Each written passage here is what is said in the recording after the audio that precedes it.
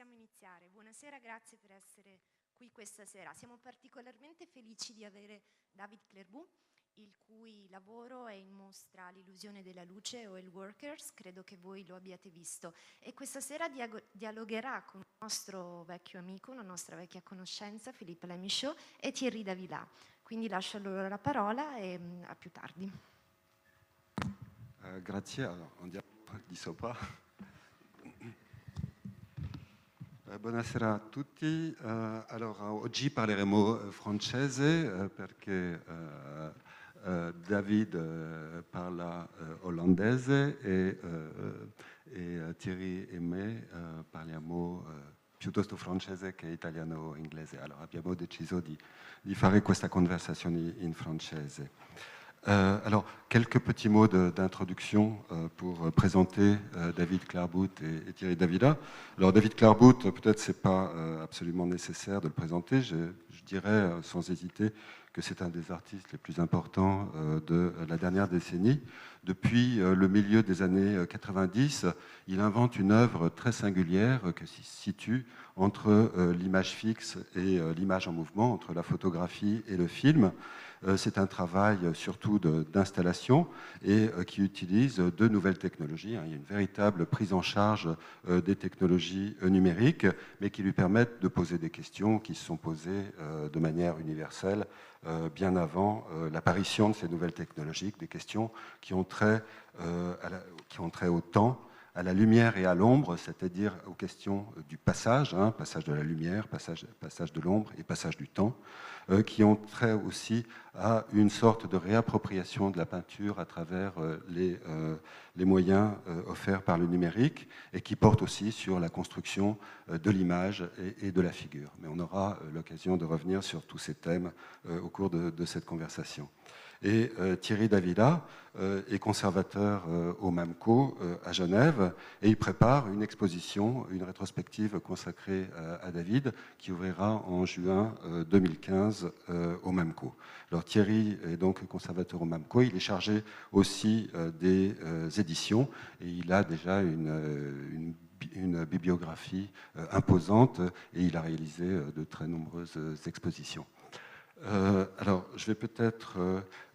on parlera certainement de l'œuvre qui est exposée en ce moment dans l'exposition du Palazzo Grassi, Oil Workers, et on peut peut-être commencer d'ailleurs par parler de cette œuvre, David.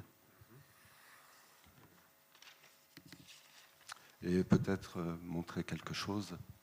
Bonsoir, moi je suis le vidéo jockey de ce soir.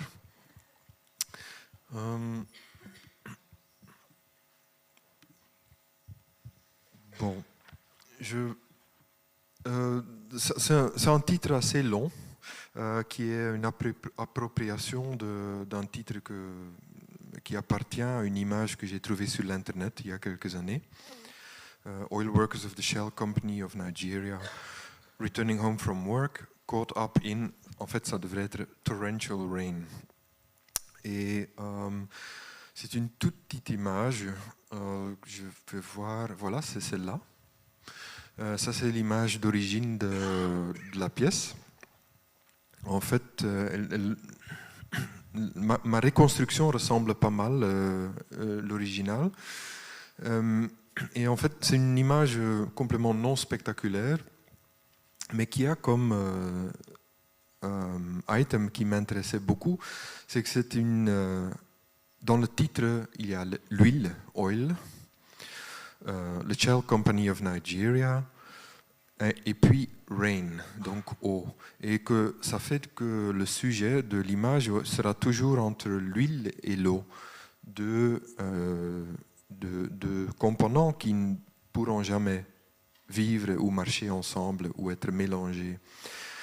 Ensuite, l'eau, l'humidité, ce n'est pas exactement ce qu'on identifie avec le continent africain. Le continent africain, c'est souvent qu'un concept moderne, c'est la sécheresse, le conflit, la pauvreté et l'immigration problématique. Et donc, ce qui m'intéressait dans cette image-là, c'était ce dialogue entre ces deux, disons, ce côté matérialiste de l'eau et de l'huile, mais aussi une troisième matière qui est très difficile de définir, mais où les méthodes de produire l'image jouent certainement un rôle. Cette troisième matière, elle est comme, je la décris souvent comme une sorte de... C'est une matière artificielle, complètement virtuelle, un peu plastifiée, presque comme de l'époxy, une matière qui n'existe pas certainement, et qui entre ces deux états de mouvement et de photographie. En fait, c'était ça pour moi la fascination de base pour commencer à travailler sur Oil Workers. Je dois avouer qu'avant ça, j'étais sur un thème qui était beaucoup plus chargé, qui était un thème sur la guerre, mais où, heureusement ou malheureusement, je ne sais pas, la production ne s'est pas faite pour des raisons diverses, et que finalement, j'ai trouvé cette image. C'est un peu la façon dont je travaille, en trouvant, ne pas cherchant. Et puis j'ai fait de la recherche sur les rapports dans la photographie entre l'eau et l'huile, entre ce qui est sticky, comment on dit ça en anglais, en français, sticky, gluant, et ce qui est complètement fluide. Donc le stickiness, et son opposé serait l'eau. L'eau est presque l'index ou la définition de quelque chose en flux, en mouvement ou en changement constant. D'ailleurs, ce n'est pas la première fois que j'utilise l'eau comme sujet.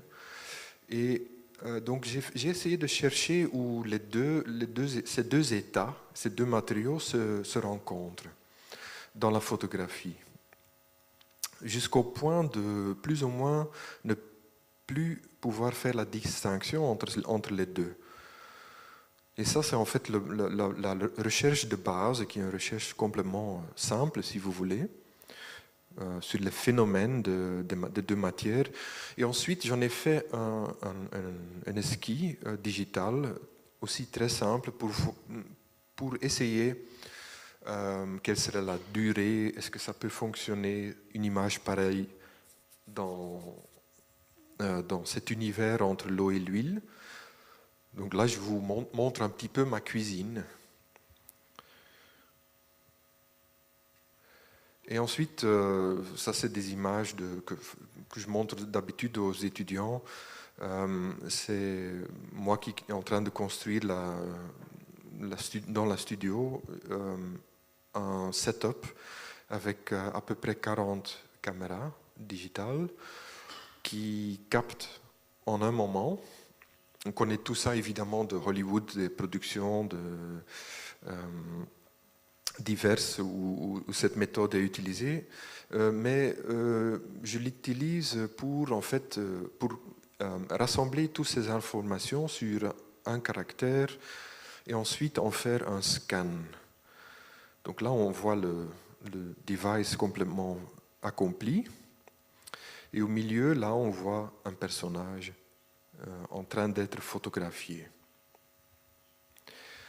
Donc, ensuite, le personnage, et là, c'est là où ça devient intéressant avec le statut du travailleur exploité, c'est que le personnage se divise en deux, dans une forme de géométrie, une forme géométrique, et une texture superficielle, qui est des couleurs, tout ce qu'on a porté. Donc le caractère est divisé en deux jusqu'au moment où, à la fin de la production, il sera de nouveau réuni.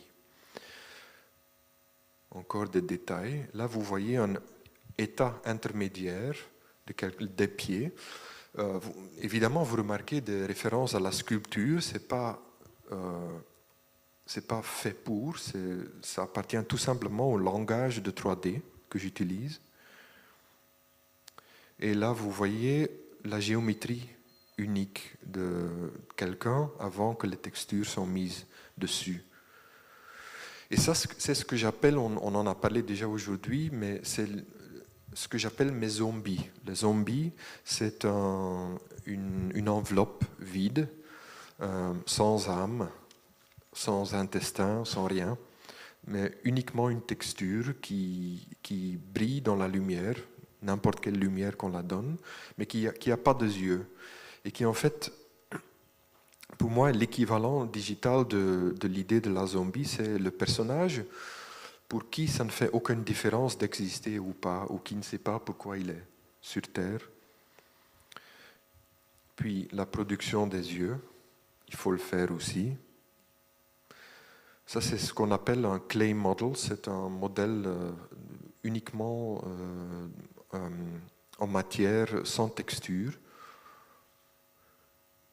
Et puis un personnage à moitié complet.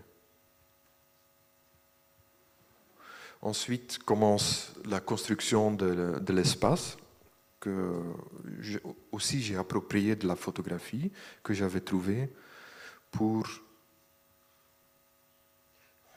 la remplir avec les différents caractères. Et en fait, c'est ça le procédé de Oil Workers. Mais je n'appelle jamais ça une production technologique. Pour moi, c'est jamais ça. C'est les accidents et les paradoxes sont dans la production presque. Donc tu construis une sorte de... Tu pars d'une image et l'image se dissout petit à petit. Tu construis un théâtre virtuel qui se dissout à son tour dans l'œuvre qui est une sorte d'état intermédiaire entre l'image fixe et l'image en mouvement. Et on a l'impression, enfin on a revu la pièce avec Thierry tout à l'heure, on a l'impression qu'on part d'une image fixe et qu'il y a un mouvement de caméra à la surface, que le mouvement est extérieur à l'image, qu'il glisse. Tu parlais de caresses hein, sur les figures hein, à propos de ces mouvements de caméra. On a l'impression que la caméra glisse au-dessus de l'image et puis elle forme un cercle en descendant dans la boue et elle revient derrière les personnages et à ce moment on s'aperçoit qu'on est devant un dispositif en 3 dimensions hein, qui a du volume dans l'image, ce qui produit un effet de réenchantement de l'image. Et ce que tu disais des zombies a probablement une résonance politique hein, aussi. Thierry parlait de la dimension politique de ton travail. Je pense qu'elle est tout à fait évidente hein, dans cette pièce, dans Oil Workers. Oui, et au tout début là, de ton exposé, tu as dit que tu partais d'une image non spectaculaire. Et c'est vrai que chaque point de départ semble être, dans ton travail, un non-événement. Il y a une sorte d'heuristique du non-événement qui te permet de travailler la visibilité justement de ce qu'on a sous les yeux. Je pense que ça c'est vraiment une posture éthique et politique. Est-ce que tu pourrais peut-être développer cette idée que ce sont chaque fois plutôt des non-événements qui constituent le point de départ des scènes que tu filmes, à tel point que, au fond, la seule chose qui apparaît, c'est la pure et simple exposition du temps. L'événement, pour commencer, il est déjà colonialisé par le cinéma, par la littérature, par tout ce qui est séquence et montage. Donc, naturellement, ce serait difficile pour moi de m'approprier de ça. Par contre, ce qui est étrange, c'est que une image qui ne semble pas avoir de centre d'attention, qui semble se disperser dans le temps et être perdu un petit peu dans le temps par manque de spécificité, m'intéresse le plus parce que je sens que je la considère comme une surface. Et non pas comme un moment dans le temps qui a jamais perdu, ou un événement dans le temps qui a jamais perdu. Là, je vais perdre un petit peu mon... Oui, mais bon, en fait, l'idée est aussi qu'il ne faut surtout pas garder ou essayer de garder l'attention du spectateur. Surtout pas, plutôt le contraire. Essayez de l'encourager peut-être de s'en aller, ou même de suggérer que en fait, vous êtes en train de perdre votre temps. Cette idée m'a toujours plu comme façon d'être contraire à cette culture qui essaye de capter les attentions tout le temps. C'est pour ça d'ailleurs que je pense que j'ai fait des œuvres qui durent 15 heures ou qui n'ont pas de durée du tout. Aussi long qu'elles se distinguent du monde cinématographique, disons, le contrat symbolique de se mettre pendant 120 minutes dans un fauteuil. Et au lieu de ça, en fait, de créer quelque chose où on peut flâner. On peut aller, revenir, mais surtout ne pas avoir un contrat précis avec le spectateur. Ça, c'est, je pense, important.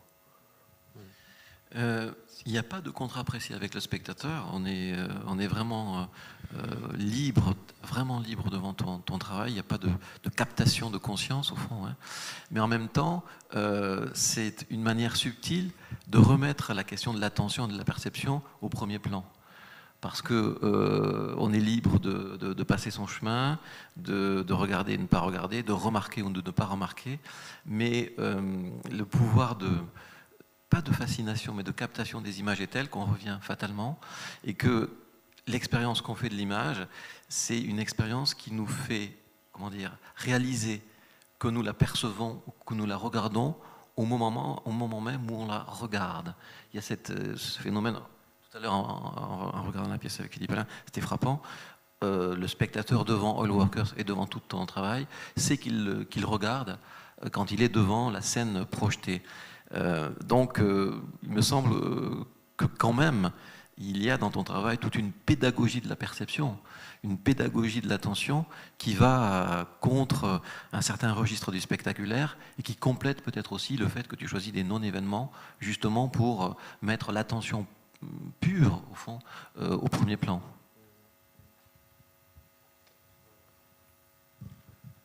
Je peux peut-être continuer sur cette question de l'attention et de l'inattention en parlant des pièces très très longues que tu as réalisées comme Bordeaux Peace ou White House qui font un petit peu diptyque, hein, il me semble, puisque Bordeaux Peace c'est une pièce qui est filmée en été 2004, White House c'est une pièce d'hiver, mais qui sont toutes les deux des pièces qui durent entre 13 et 14 heures, c'est-à-dire des pièces qui excèdent largement la possibilité de l'attention et qui excèdent même largement la possibilité des institutions de les présenter, puisqu'il n'y a pas d'institution qui ouvre pendant 13 ou 14 heures d'affilée. Donc c'est des pièces à l'intérieur desquelles on entre, mais devant lesquelles on ne peut pas se tenir du début à la fin. Et ces pièces sont... Enfin, je vais pas les raconter à ta place. Peut-être tu peux décrire un petit peu les pièces et on peut en parler. C'est Bordeaux Peace et White House, l'un est fait un an après l'autre. En fait, ils sont produits très proches de l'un et l'autre. C'est deux maisons qui étaient sur le même terrain. Et on pourrait dire que j'étais un peu paresseux peut-être, mais j'avais une histoire dans la tête pour Bordeaux Peace qui était la première, une histoire un peu bête d'un triangle d'amour entre un père, son fils et la copine de son fils. Mais bon, cette histoire était un prétexte en fait pour étudier le mouvement et le changement de la lumière en temps réel sur un lieu. Des projections, des ombres, des arbres sur les murs et leur passage du temps. Et l'autre, White House, je l'ai fait l'année après, un peu par vengeance sur Bordeaux Peace, parce que je sens... Bordeaux Peace était quand même baigné dans une sorte de luxe de temps, comme si c'était l'été et tout est chaud et on est toujours en vacances devant cette pièce. C'était une pièce beaucoup plus violente. White House est devenu une pièce beaucoup plus violente où j'ai tout simplement polarisé les deux, l'avant-plan et l'arrière-plan. L'avant-plan devient tout simplement plus difficile à regarder parce qu'il est violent, mais l'arrière-plan bouge aussi de façon aussi élégante que fait le temps réel, les ombres et le soleil. mais plus généralement, je pense que je commence à réaliser que ce qui m'intéresse, c'est quand le spectateur et moi, on sente ce que je décris comme le temps biologique. C'est le temps qu'on prend pour naître, vivre et mourir. C'est notre temps, c'est l'expérience de temps la plus intime, de la durée la plus intime, c'est que quand on se sent vieillir, quand on se sent passer son propre temps corporel et biologique. Et pour cela, il ne faut rien faire, il faut juste avoir un manque d'attention. Et je confronte ce temps biologique avec le temps mesuré, ce qui est le temps, on pourrait dire aussi le temps atomisé, le temps qui est divisé dans des petites parties et chaque fois des plus petites parties. Et c'est un temps on peut dire qu'il vaut de l'argent. Il est contraire au temps biologique. C'est un temps qui... vous voyez, quand je fais perdre 1 heure de votre temps devant une pièce à moi, vous avez perdu une heure de votre temps biologique, mais en même temps 1 heure de votre temps de capital. Et je sens que aujourd'hui, c'est comme si on avait, si on participait aux enchères, aux ventes aux enchères. Non, c'est pas comme ça. Les ventes aux enchères, c'est autre chose. Mais c'est comme notre temps corporel était à vendre. Ça vaut une certaine fortune, et le plus âgé qu'on est, le plus nerveux qu'on devient sur la perte de cette fortune. Et c'est un peu une critique sur cette valorisation du temps automatisé ou atomisé, qui est tout mon travail. Et c'est pour ça que je vois la durée comme quelque chose de sculptural, quelque chose qui prend une vraie forme. Qui a un rapport à l'espace, chaque fois. Et ironiquement, cet espace est devenu virtuel. Il est devenu non existant, il est dans la mémoire. Ouais, peut-être revenir aussi sur l'origine de All Workers, c'est-à-dire une image trouvée. Et l'idée de trouver des images, de les chercher, de collectionner des images, c'est un geste tout à fait essentiel dans ta vie, dans ton travail, puisque la première exposition, au fond, que tu es signée, si j'ose dire, après tes études à l'École des Beaux-Arts d'Anvers, c'est une exposition dans laquelle tu as montré des images que tu avais trouvées, des images de fitness que tu avais trouvées, en cherchant les choses, ou en ne les cherchant pas d'ailleurs, dans les bibliothèques. Aujourd'hui, je sais que tu passes beaucoup de temps dans des bibliothèques qui sont à Berlin, quand tu peux aller à Berlin. Donc l'image ready-made, au fond, l'image toujours déjà là, l'image trouvée, ça a été vraiment un point de départ important dans ton œuvre. Pourquoi cette passion pour l'archive, au fond, hein, comment elle intervient dans ton travail? Et puis, comment, une fois que tu as fait une collection d'archives, comment une image parmi des centaines, des milliers d'images te convainc de pouvoir devenir une œuvre? Qu'est-ce qui t'arrête dans une image au point que tu puisses en faire quelque chose comme une œuvre? Si j'ose, si je peux me permettre de historiser un peu, mon travail commence au milieu des années 90. Et c'est une période après les Neue Wilde, après toute cette euphorie de la peinture monumentaliste. Personnellement, j'appelle ça souvent de la merde. Il y a eu beaucoup de choses très cheap produites à l'époque que je détestais. Mais je pensais qu'on ne pouvait que produire ça pour devenir un artiste. En fait, c'est un peu de là où je sors. De la création des œuvres gigantesques faites par une génie. C'est un peu ça, ça m'a ennuyé infiniment. Et j'étais peintre d'ailleurs. Donc j'étais supposé devenir un artiste comme ça, probablement. Heureusement, le marché a écroulé. Et je retrouvais ces livres de mes grands stars, qui étaient Anselm Kiefer et tout ça, dans des ventes à 2 €. Mais ce n'était pas encore l'époque de l'euro. Et Et je me sentais sur deux côtés libéré, c'est-à-dire ne pas sentir le devoir de créer, de faire de l'art, et de peut-être justement pouvoir me concentrer sur mon archive et sur ce que j'avais trouvé. D'ailleurs, j'en avais complètement marre d'être... j'avais 25 ans et j'avais une carrière d'artiste qui ne fonctionnait pas depuis 15 ans. J'avais commencé très très tôt. Et donc ça a commencé vraiment... ma libération, c'était d'arrêter d'essayer de jouer l'artiste. Et j'ai en effet traversé une période de 3 ans en collectionnant des images de librairies et de n'importe où, qui étaient auparavant les inspirations pour des œuvres médiocres que j'avais fait, enfin toujours, mais et que maintenant finalement je devais seulement les regarder. Et ça m'a libéré, mais surtout ça m'a appris que je ne voulais pas que les images que je trouvais deviennent des stars, qu'elles deviennent ou que je les utilise, ou que je deviens un star sur leur dos et grâce à eux. Je voulais je sentais qu'en fait je voulais en prendre soin. Je sais que c'est un peu stupide, mais en prendre soin, c'est vraiment de les soigner.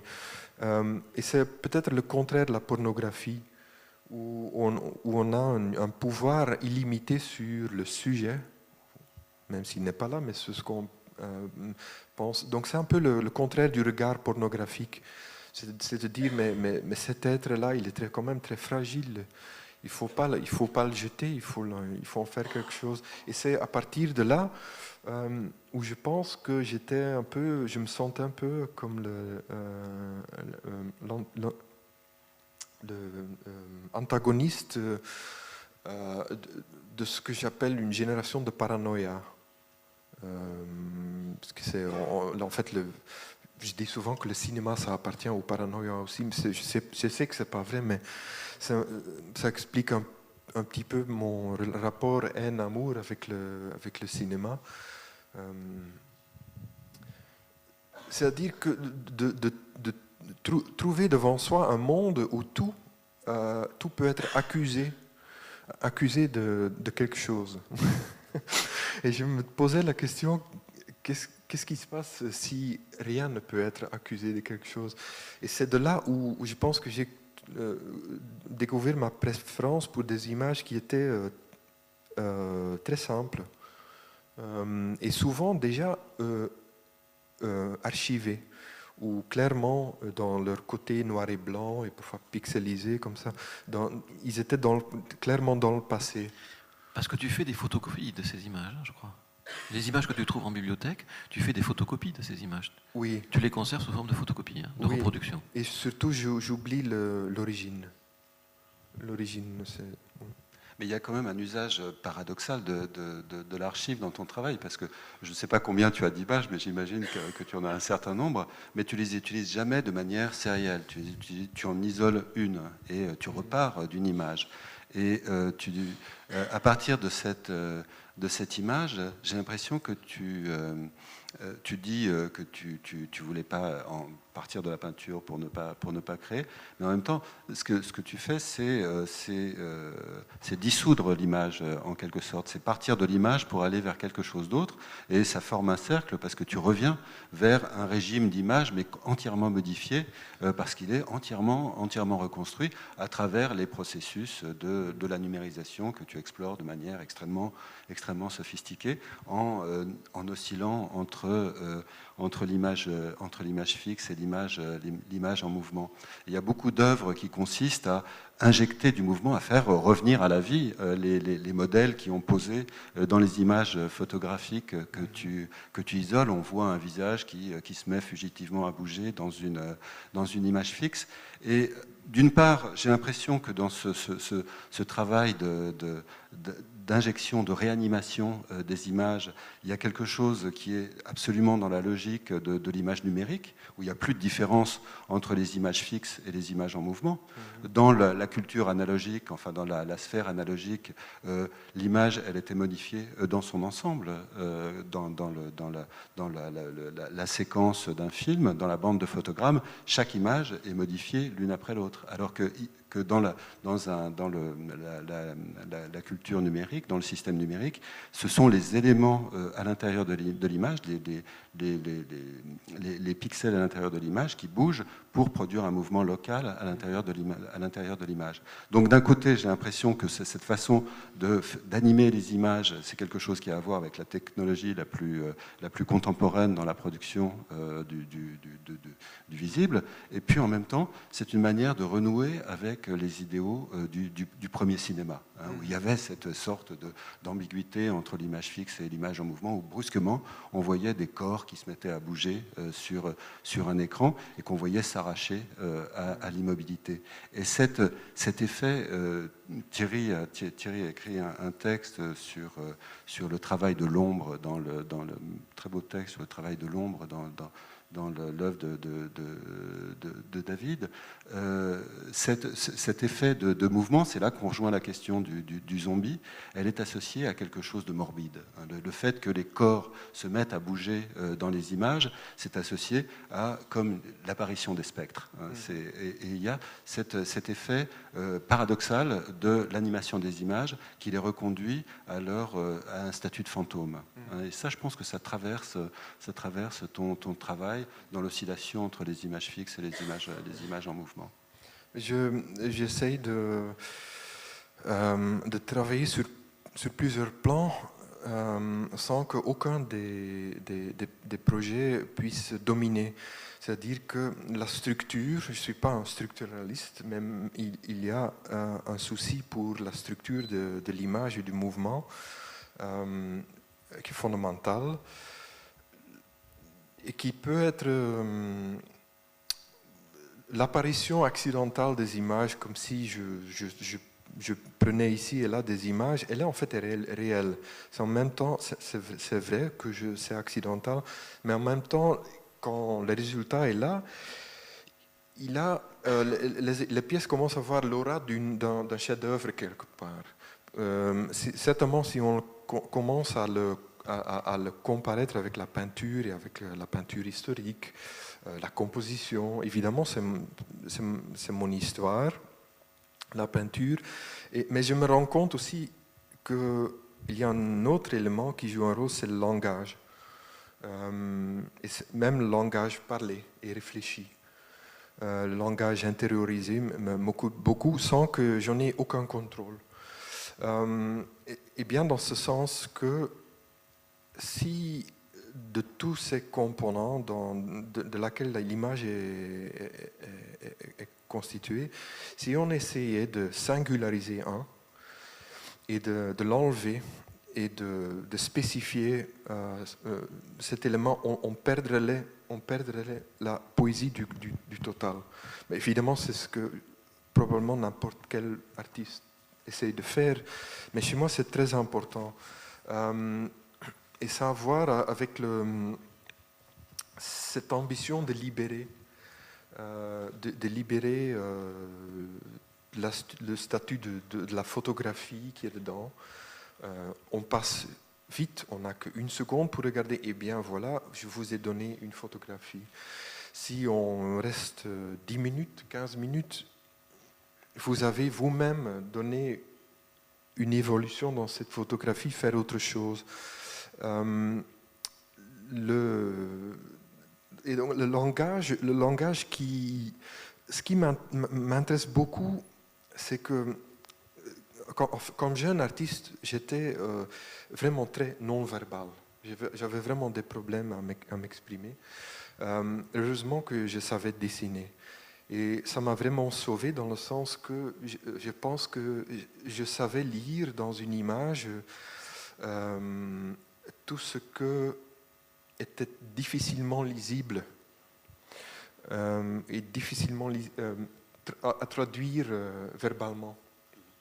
Et ça m'a vraiment aidé. Je pense d'ailleurs que c'est la tragédie de beaucoup d'artistes, et inclusif moi, c'est quand on devient soi-même des spécialistes sur son propre langage, qui se développe un certain super-ego, qui peut être très dangereux, et où l'artiste se connaît trop bien. Enfin, pourquoi j'ai dit ça, je ne sais pas, mais c'est... donc, et c'est peut-être pour ça aussi que j'essaye de ne pas... de ne pas me profiler comme quelqu'un de très créatif et que j'approprie des choses déjà existantes.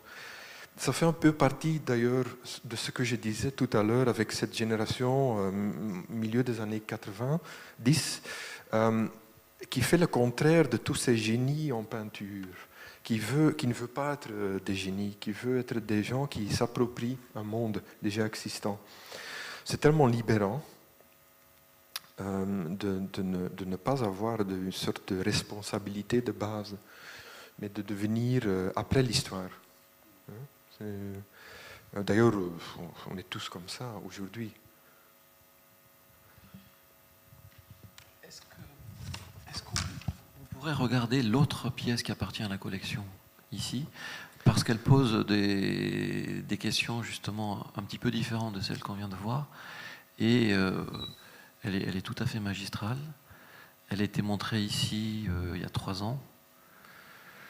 Là, le processus de fabrication est différent. Hein. Oui. Tout est reconstitué. Tu ne pars pas d'une image existante ou préexistante. Tout est reconstitué en studio. Il y a 50 000 vues qui sont, au fond, le stock d'images que tu utilises. Tu l'as réduit à 500. Et puis tu fais un montage. En fait, ça, il faut revenir sur la question du montage. Est-ce qu'on peut voir quelques images de ça? Oui, certainement. Mais ce qui est extrêmement frappant dans cette œuvre, et c'est quelque chose aussi qu'on retrouve d'une manière quasiment systématique dans ton travail, c'est sa fluidité. Hein, il y a une sorte, chez toi, de liquidité du visible qui est tout à fait passionnante, impressionnante, et qui fait que vraiment, chaque fois, le film, alors est-ce qu'on peut parler de film? Ça, c'est aussi une question à regarder de près, mais ce qui est exposé, en tout cas, ce qui est projeté, est véritablement fluide, liquide. On a vraiment devant soi un objet temporel qui coule, qui s'écoule. Hein, ça, c'est une donnée. Alors, on se dit, cet objet temporel qui s'écoule, il est le fruit d'un montage savamment dosé, savamment maîtrisé, savamment opéré. Or, à ma grande surprise, j'ai découvert que la question du montage n'était pas une question essentielle chez toi. Si on regarde un tout petit peu l'histoire du cinéma, les tenants, enfin, je veux dire, le montage a toujours été déifié, hypostasié. Deleuze dit que le montage, c'est l'élément essentiel du cinéma. Il parle même de montage roi. On connaît l'importance du montage chez Bresson, chez Godard, chez Tarkovsky, et aujourd'hui chez des artistes comme Christian Marclay, par exemple. Hein. Mais toi, le montage, tu ne lui donnes pas du tout le premier rôle, loin de là. Au point que cette œuvre extrêmement fluide, donc a priori extrêmement montée, qui repose sur 500 vues, tu as mis 1 jour pour la construire, hein, c'est-à-dire pour relier les images les unes aux autres. Est-ce que tu pourrais un petit peu développer justement sur cette idée du montage si peu important pour toi? Oui, c'est grosso modo correct ce que tu dis. D'un jour. Le montage même des images, il est en effet fait en 1 jour. La production de la pièce, bon, c'est un mot un peu prétentieux, produire, faire la pièce, ça a pris à peu près 1 an et demi. Et c'était légèrement dit dans une série, mais il n'y a pas une série, justement accumulation d'expériences. Qui a commencé avec Sections of a Happy Moment, ensuite continué avec Arena, et ensuite celle-ci, et ça continue dans 2 autres pièces.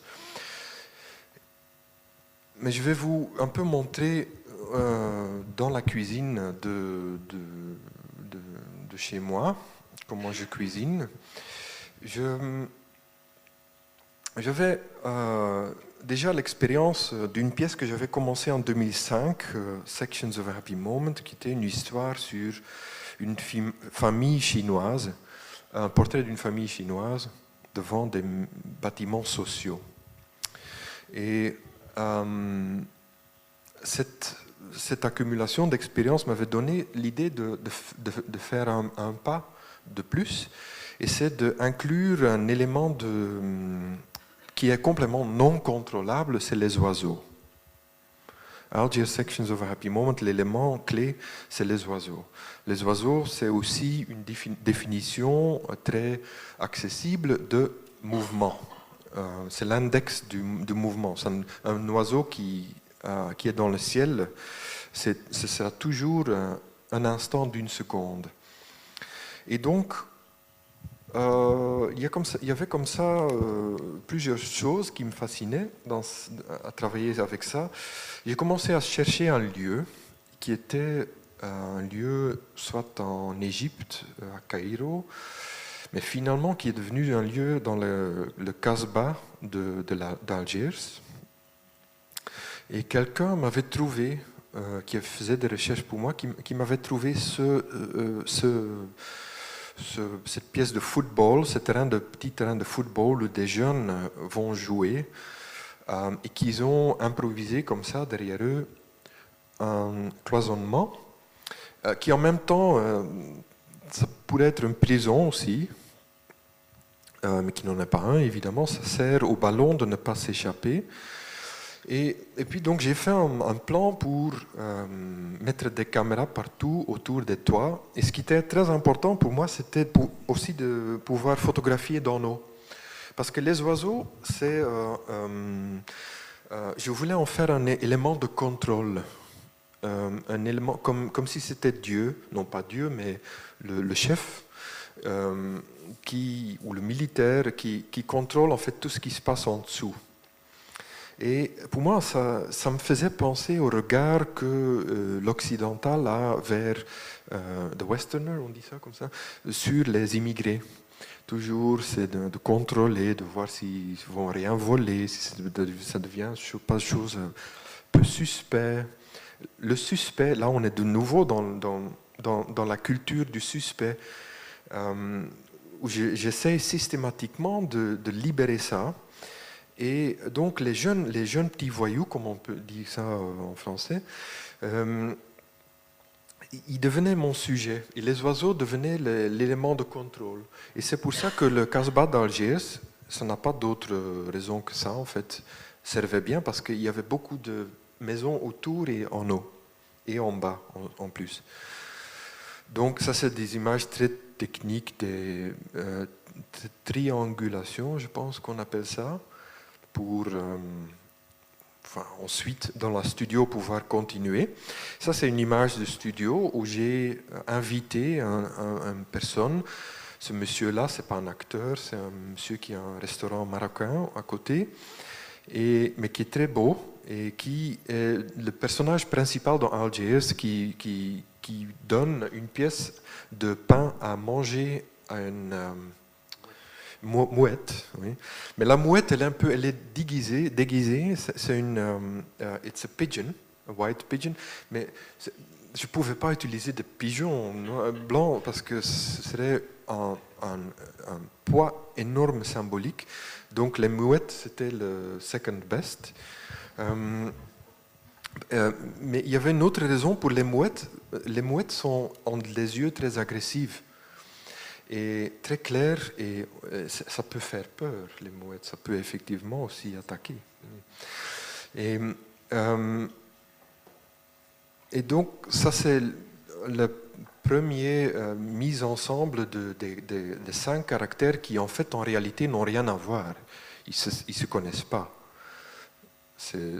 Tout est fait devant un écran bleu, sauf évidemment l'architecture et les oiseaux.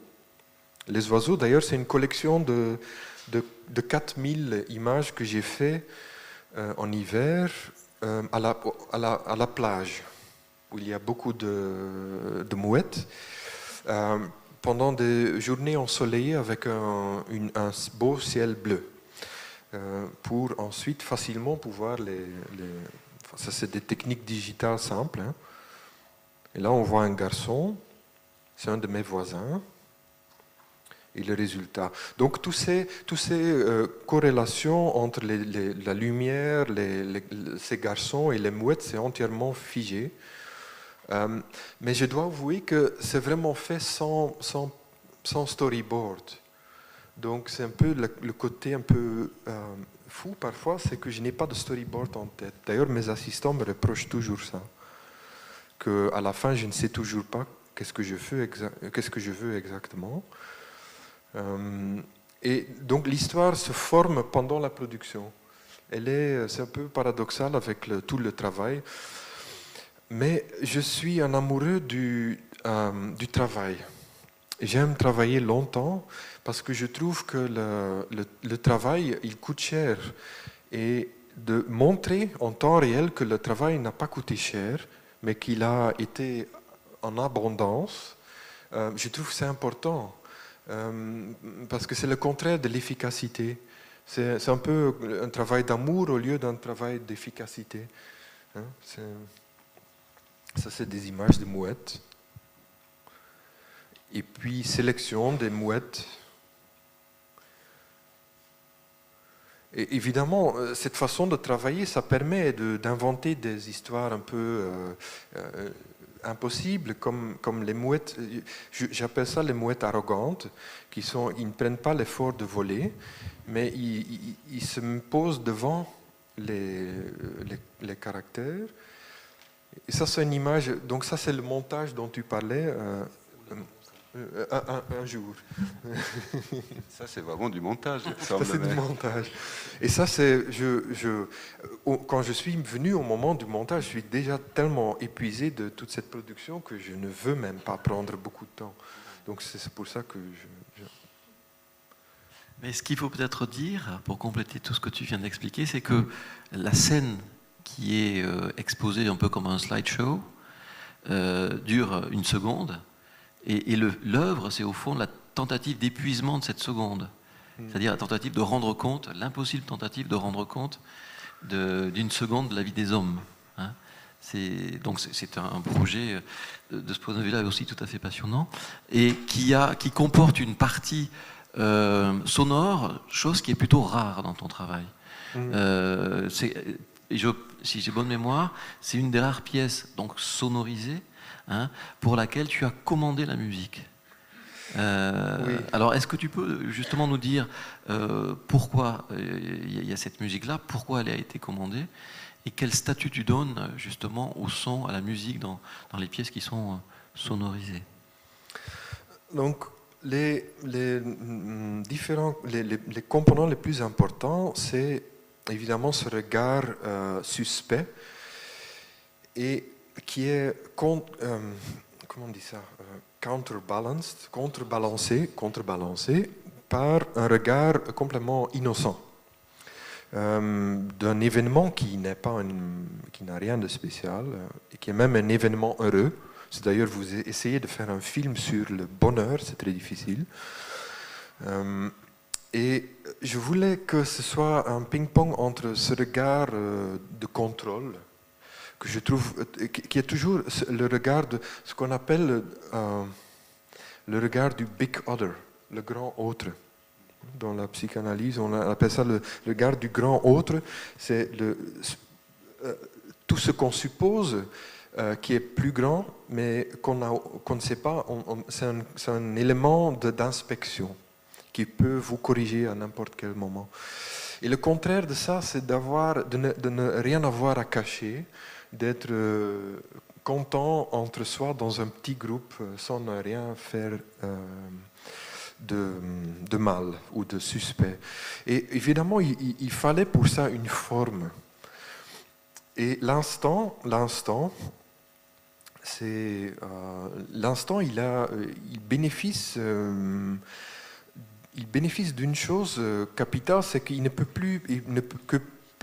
plus jamais évoluer. Il sera toujours un instant. Donc c'est ça ce que nous a appris la photographie essentiellement.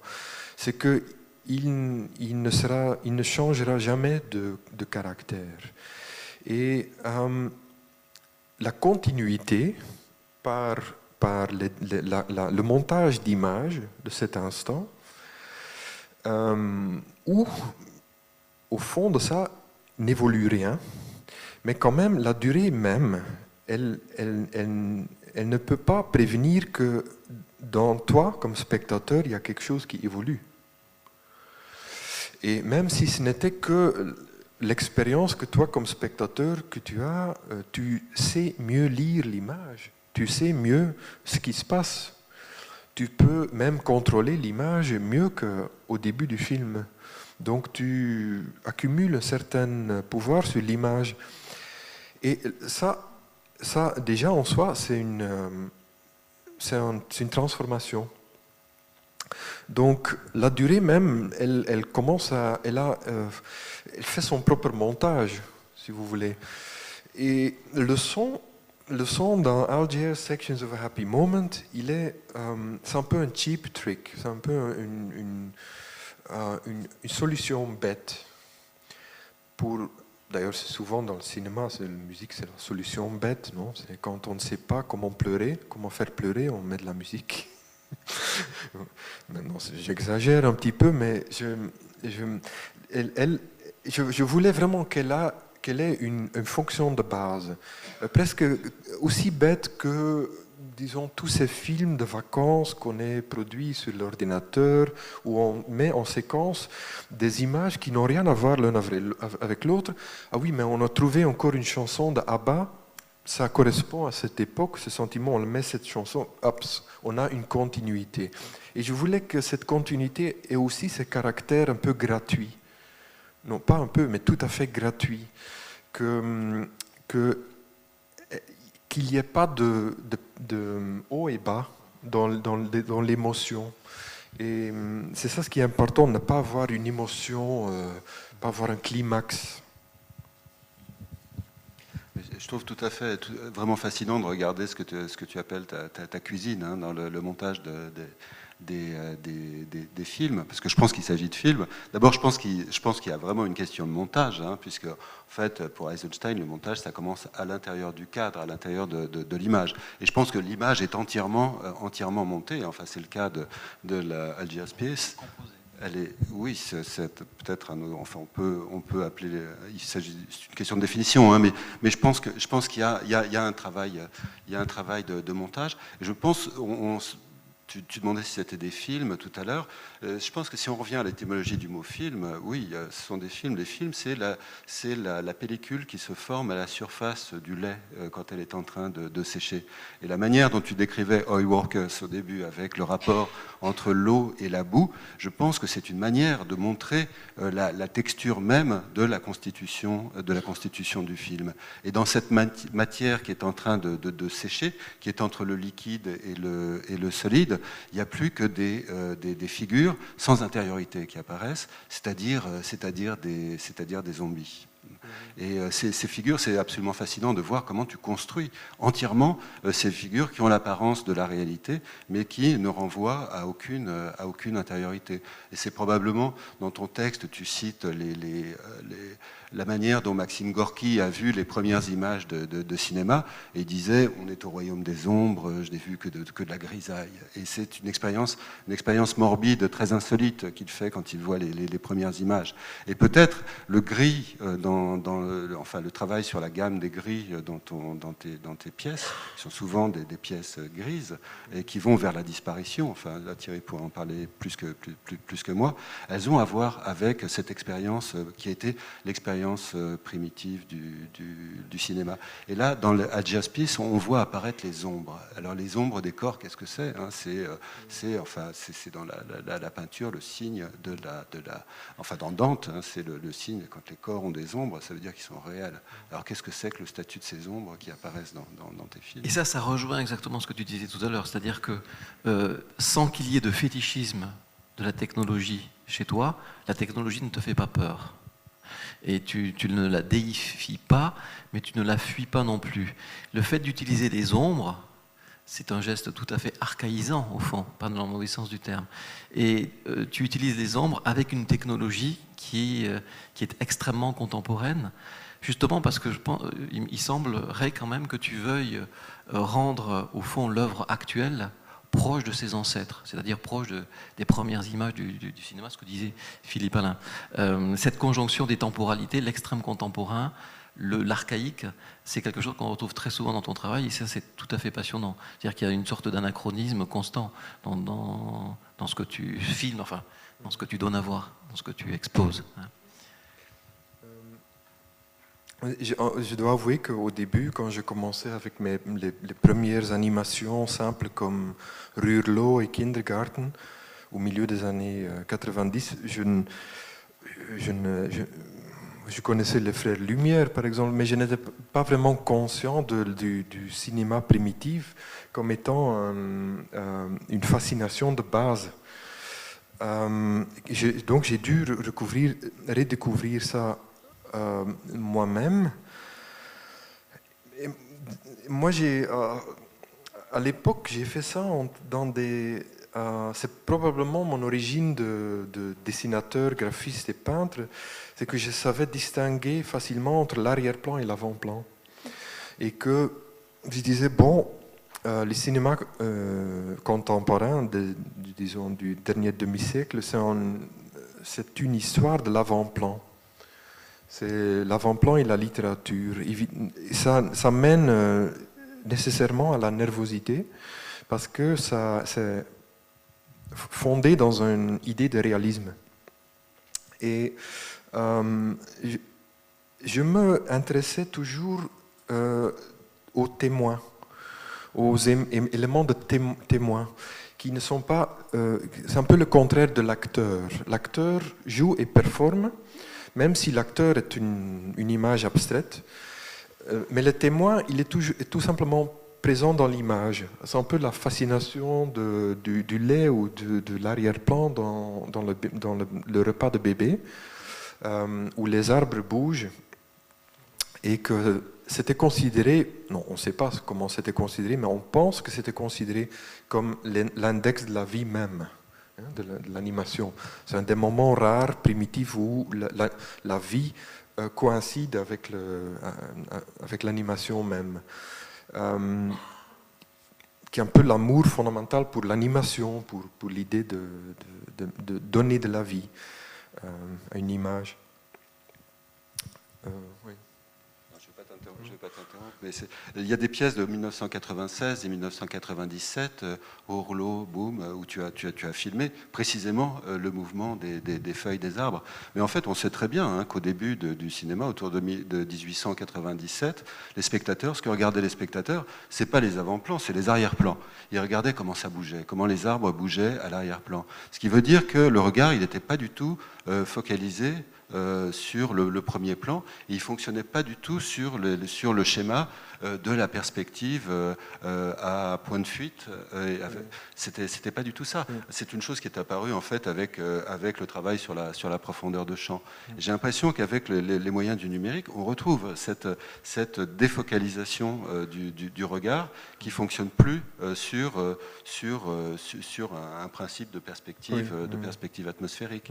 Et puisque dans l'image numérique, il y a une sorte de frontalité généralisée de l'image. Oui, oui. C'est pour ça que j'ai l'impression que non seulement tu te sers des moyens du numérique, mais en plus ton œuvre, elle permet de comprendre ce que c'est que ce nouveau régime d'image en s'appuyant sur des régimes d'image antérieurs, sur l'expérience du premier cinéma, probablement aussi sur l'expérience de la peinture. Ça, Thierry on a très bien parlé du rapport avec la peinture, avec les védoutées, notamment ton travail photographique sur les védoutées vénitiennes. Oui, je vais le retrouver tout à l'heure. Mais ce que tu dis me fait penser à une... en fait, quand on regarde à l'histoire du cinéma, enfin, je ne dis pas ça comme expert, je dis peut-être des bêtises, mais j'ai souvent l'impression que ça correspond à la culture d'industrialisation et du moteur à combustion interne. C'est-à-dire que très vite après l'invention du mécanisme de cinéma, j'ai l'impression que le cinéma est instrumentalisé comme un outil de choc qui est essentiellement la même chose qu'un moteur à essence. C'est créer l'énergie par le conflit et par la combustion. Et quand le digital arrive, en fait, le digital, c'est un désir, je pense, très profond et qui a été très bien préparé. Pour moi, elle permet de redécouvrir la surface. Et souvent, je vois ça un peu comme le contraire du conflit, du choc, et de ce qui tout est combustion et ce qui est explosion, etc. J'ai toujours vu la projection ou l'image comme quelque chose qu'on pourrait caresser. Et c'est pour ça d'ailleurs que le digital, je l'emploie de cette façon aussi. Et non pas comme quelque chose de... La profondeur, elle est différente, elle est ailleurs. Elle n'est pas dans la perspective, ni dans la succession, ni dans le montage, ni dans le plot. Si elle est dans certaines pièces, c'est juste pour faire un détour, pour arriver ailleurs, en fait.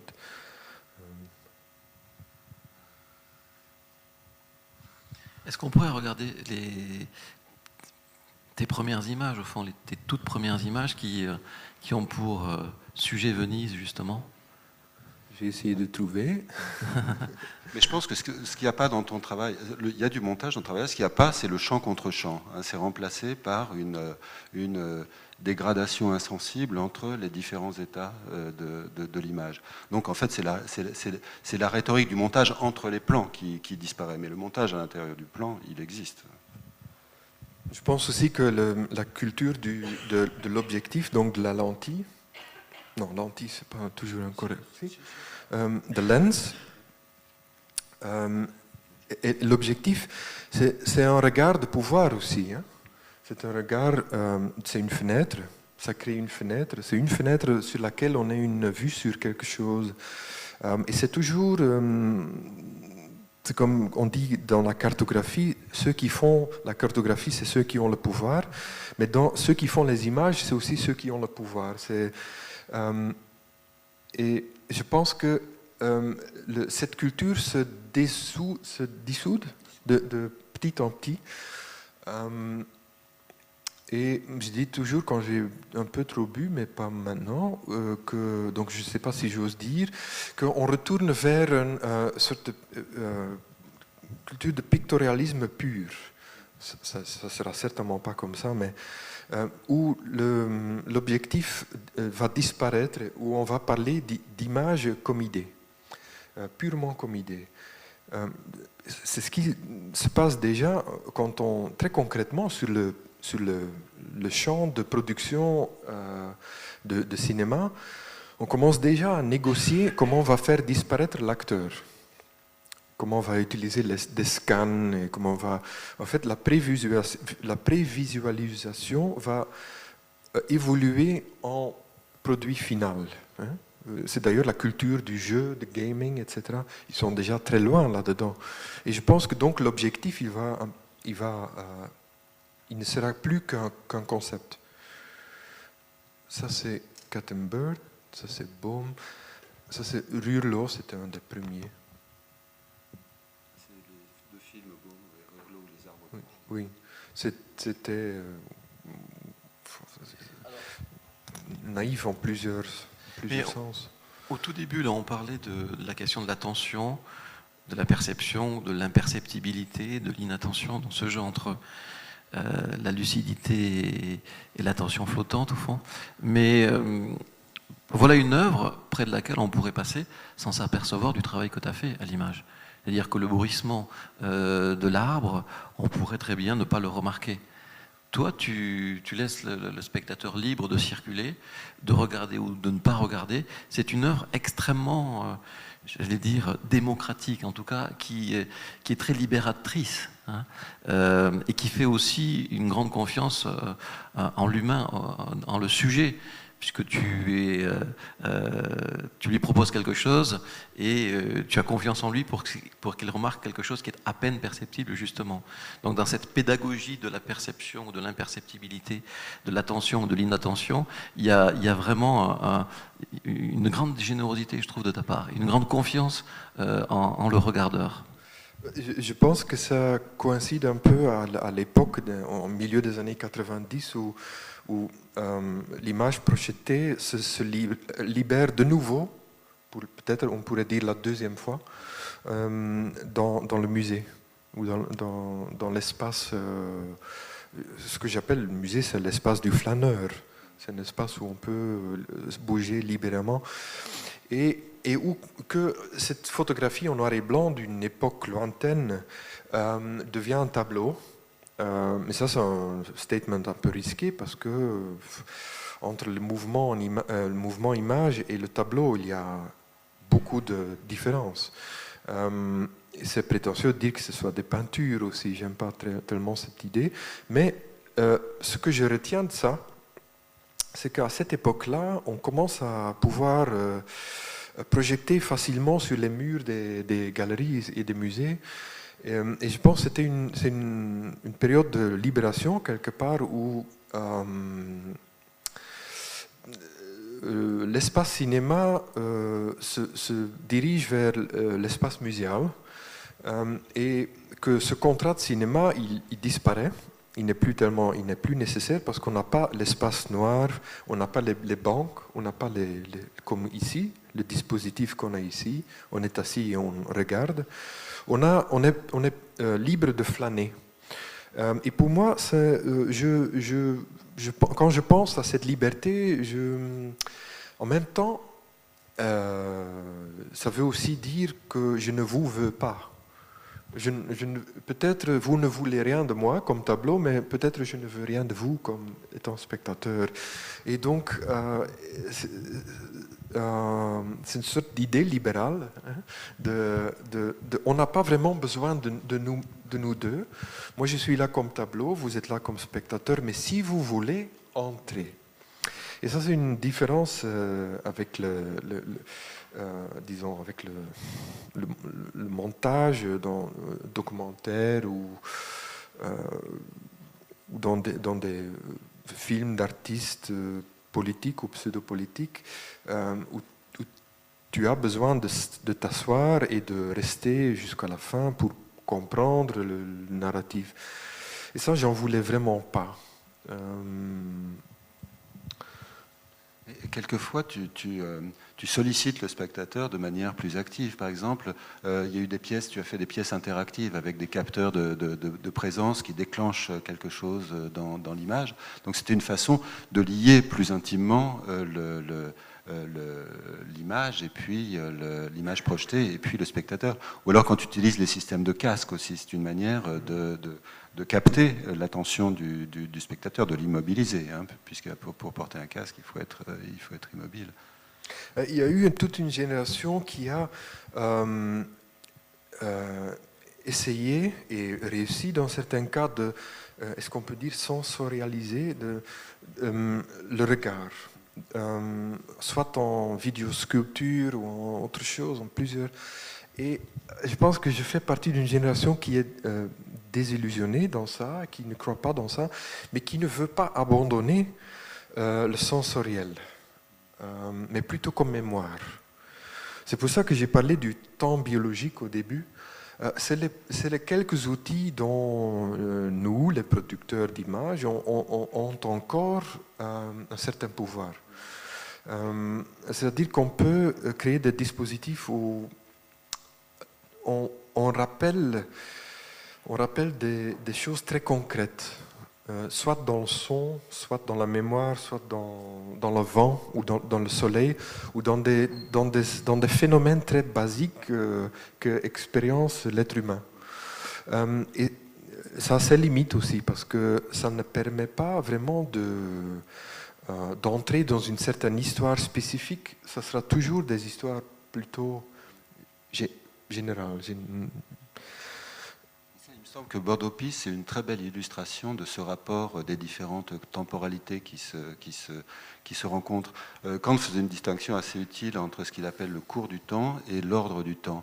Le cours du temps, c'est la manière dont on perçoit le déroulement du temps, et l'ordre du temps, c'est la succession des causes et des effets.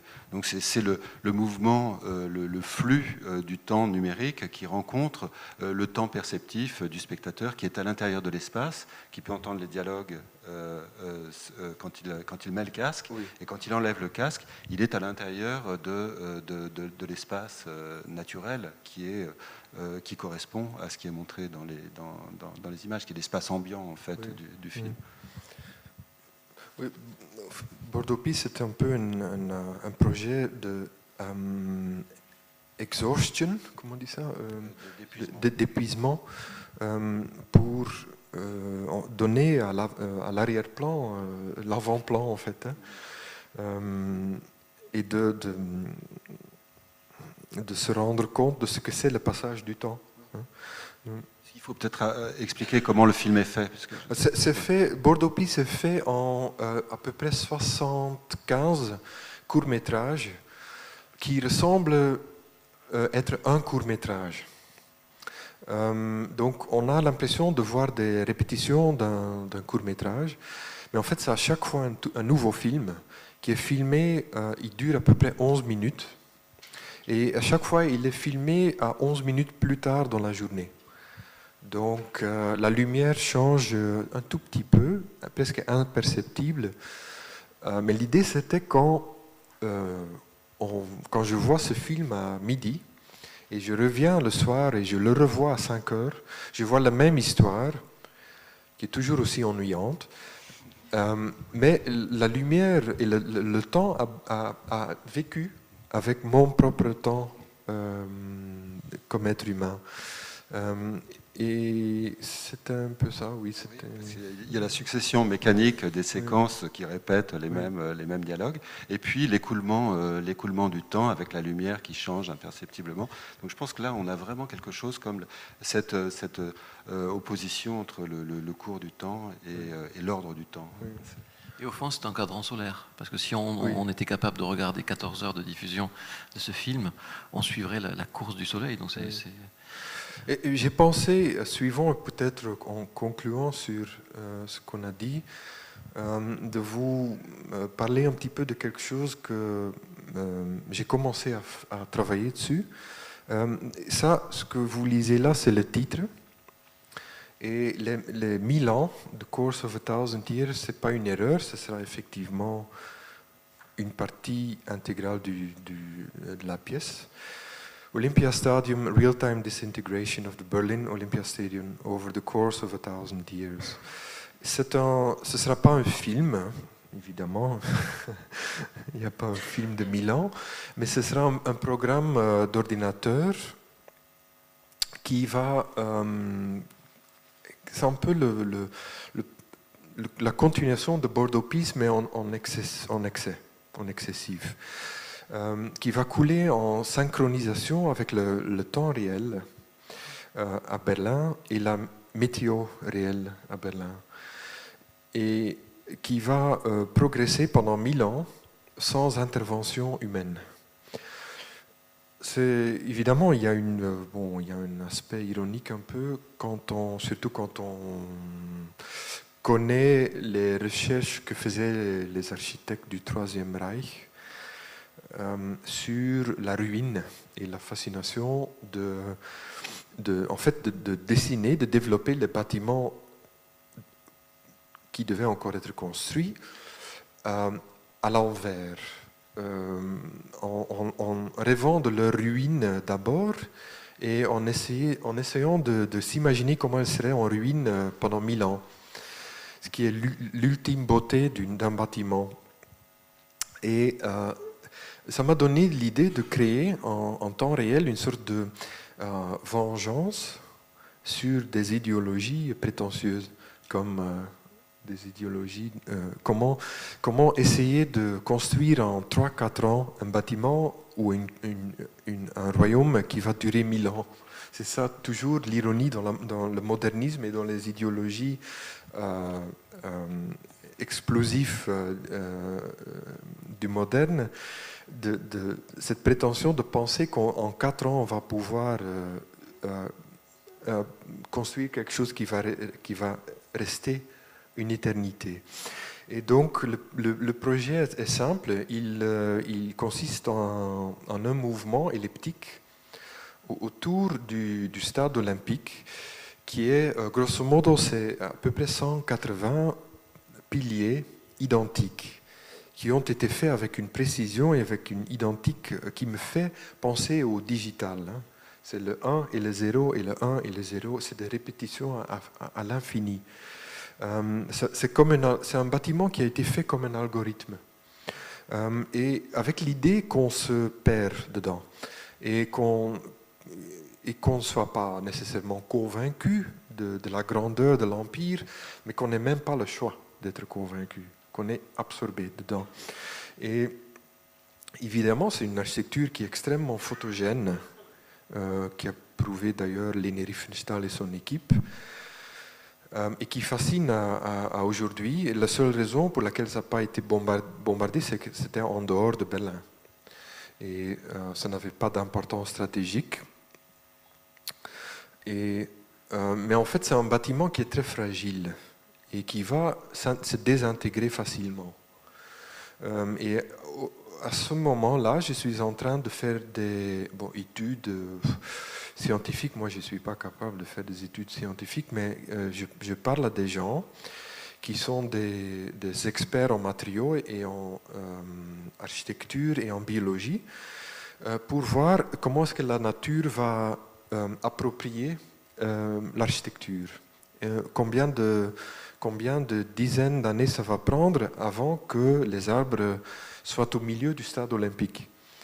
Et quand est-ce que les premières plaques en marbre vont commencer à tomber? Qu'est-ce qui est en acier? Parce que l'acier, c'est très mauvais pour l'éternité. L'acier, c'est fait pour vite s'évaporer. Et donc, c'est un projet qui est partiellement scientifique, pseudo-scientifique si vous voulez, mais quand même très profond. L'étude sera menée très rigoureux. Et mon équipe, ma studio, va programmer 50 ans.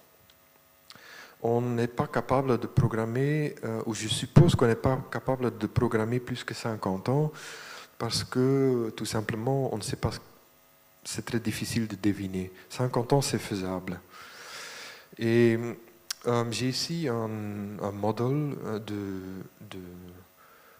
là, on voit, ça par exemple, ça n'a pas été soigné pendant une dizaine d'années. Ça non plus. Ça a été usé. Donc ce sera plein de petits détails comme ça qui vont petit à petit vaincre cette photographie monumentale. Parce que ce sera une photographie qui va carrément collaborer avec la grandeur de l'Empire et de l'image de cette... Donc, et ça, c'est une simulation très, très, très, très basique. Où est-ce que j'ai... Ah oui. Du bâtiment. Donc ce sera une constante elliptique, mouvement elliptique qui va durer une demi-heure exacte par mouvement. Et qui, pour moi, est un peu comme ce qui rassemble l'adoration pour l'algorithme et le digital qui est déjà annoncé dans ce bâtiment, avec la grandeur et la prétention aussi, et en même temps la vengeance subtile du temps. Mais le but ultime de cette pièce n'est rien d'autre que de faire sentir au spectateur comment petit et minable est notre temps biologique par rapport aux grandes idées. et voilà. En fait, tu arrives à faire une pièce qui dure 1000 ans et qui reste une pièce politique. Oui, elle ne peut pas être autre chose qu'un peu controversielle parce que dans le game, dans le jeu que je produis, je fais la même erreur que faisaient les architectes du Troisième Reich. C'est que je pense que très vite, en une production d'1 an ou 2, je peux faire un projet d'une éternité. Et je veux rien d'autre que donner forme à ça. Donc on ne verra jamais rien changer dans cette pièce, sauf le soleil qui bouge. Voilà, c'est ce qui m'occupe pour l'instant, un peu.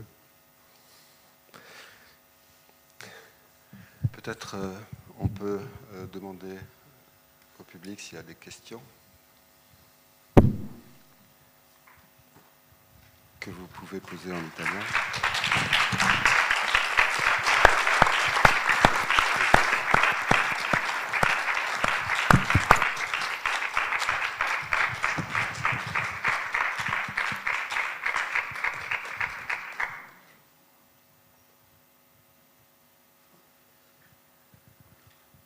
Je comprends que vous... Ah oui, au moins.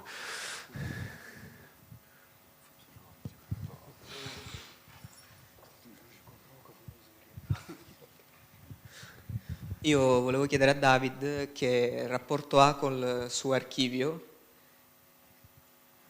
e qual è il bisogno che la spinge ogni volta a recarsi nelle biblioteche alla ricerca di immagini che poi comunque la porta a trovarne delle altre.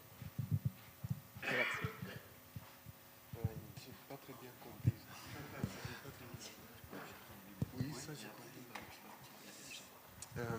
Scusa, non parlo molto bene e non capisco molto bene l'italiano. Non ho capito.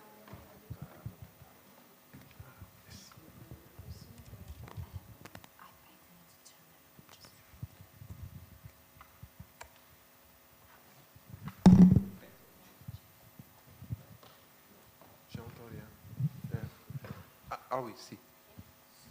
Allora, volevo chiedere che rapporto ha col suo archivio, cioè nel senso è un archivio del tipo enciclopedico, un archivio più alla Aby Warburg, no? Una cosa più organica, e poi qual è il bisogno che la spinge a recarsi nelle biblioteche, sicuramente a cercare qualcosa. Per esempio, io vado in biblioteca quando voglio cercare qualcosa, però poi ne trovo delle altre. Cioè, qual è questo bisogno?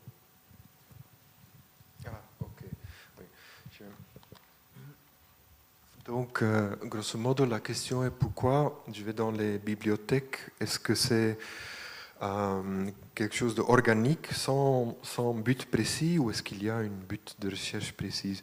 Donc, c'est exactement ça, c'est le contraire d'une recherche précise. C'est essayer de me perdre dans une bibliothèque, ce qui est très facile, et de ne pas avoir un système et de collectionner de façon organique, en effet. Donc, c'est une façon de méditer, hein, c'est une façon de se libérer la tête. C'est un peu le contraire de s'approfondir. C'est le contraire de s'approfondir dans un sujet. C'est un peu comme le chasseur qui ne chasse pas, mais qui attend à que le gibier passe devant lui. Hein, c'est un peu ça.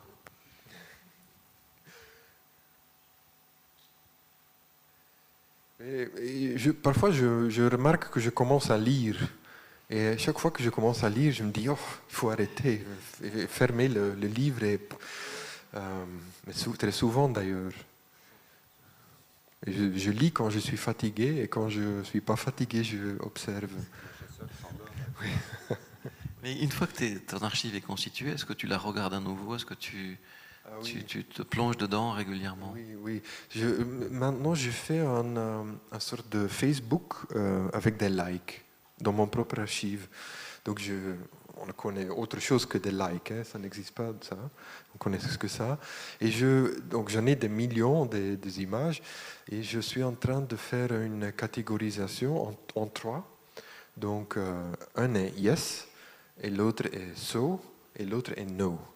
Et donc, c'est les trois catégories. Et les no, c'est les malheureux qui sont à jamais considérés comme non intéressants.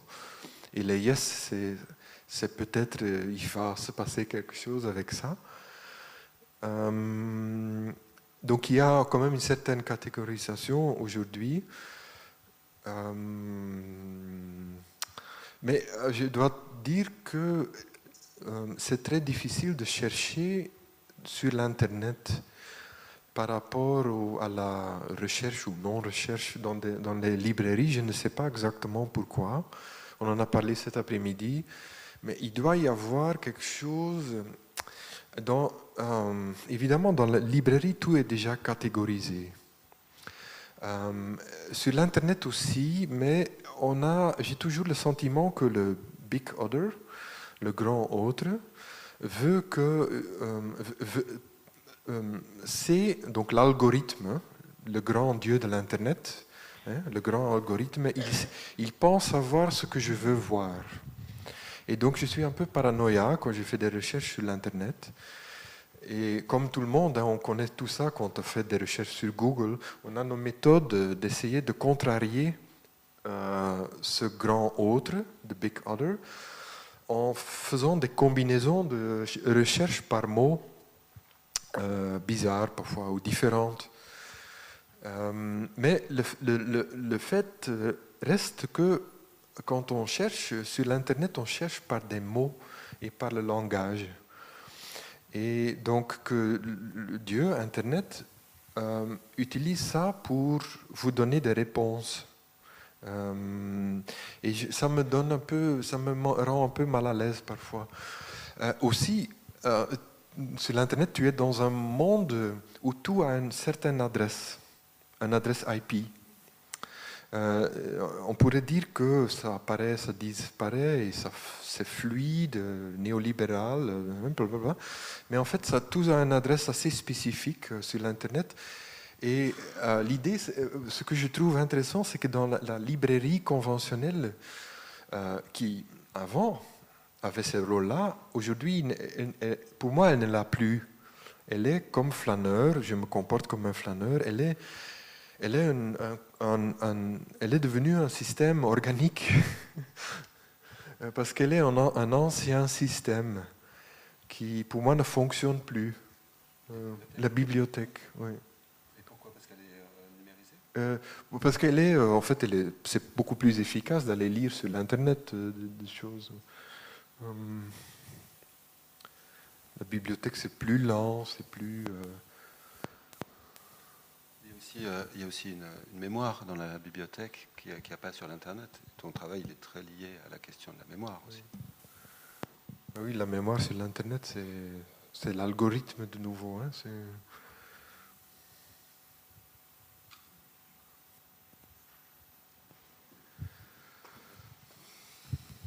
Alors, je voudrais revenir à la première image et vous demander, parce que je trouve, j'ai un sentiment je suis un peu déroutée par quelque chose que je ne comprends pas et qui a été produit à moi, même si vous ne voulez pas capter mon attention et me dérouter, quand même, je n'explique pas et je me pose pourquoi j'ai ce sentiment-là. Alors, l'image, me semble...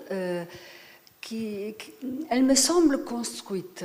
J'explique pourquoi.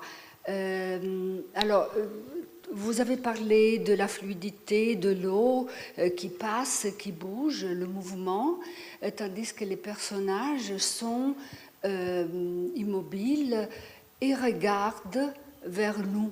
Il n'y en a que quelques-uns qui regardent du côté du mouvement de l'eau. Qui va à gauche. Alors, quelques personnages qui sont sur la moto regardent à gauche. Mais ce qui je n'explique pas, c'est les personnages de l'arrière-plan qui regardent vers nous. Et donc, je me sens fixée par eux, je me sens impliquée. Et voudrais savoir si ça évolue ou ce qui donne l'idée de construction. C'est aussi, comme vous avez dit pour d'autres images, l'avant-plan et l'arrière-plan. Là aussi, il y a deux plans. L'un qui est mobile parce que les motos sont l'une en file indienne et bougent même si elles sont immobiles. Et les regards des personnages sont tournés ailleurs. Et les autres sont immobiles et qui donc ils construisent une architecture qui prend forme dans l'architecture qui sont les pilotis et l'autoroute qui passe au-dessus. Alors, est-ce qu'il y a une volonté... Alors, je trouve des souvenirs ou des mémoires de construction, comme vous construisez quand vous prenez le point de fuite pour les photos de l'aire de jeu. En fait, c'est une perception que l'arrière-plan, il est immobile et il est fixe. C'est une perception parce que tout a été entièrement fait dans le même espace virtuel, oui, en 3D. Mais évidemment, il y a cette situation bizarre avec cette caméra qui, petit à petit, voyage dans ce lieu-là. Et aucun des personnages est mobile par rapport à la caméra. La suit. Aucun des personnages la suit, mais continue à regarder de la même façon devant. Oui, il n'y a qu'un endroit qui est gardé pendant 1 minute à peu près dans le film, où tous les personnages regardent droit devant dans la caméra. C'est une sorte une rencontre. Et je pense que je fais toujours ça. J'essaie de mener sans aucun conflit, sans aucun choc des différentes situations sur une surface. On est de nouveau sur la surface, en fait, la discussion de la surface, où différents mondes se rencontrent.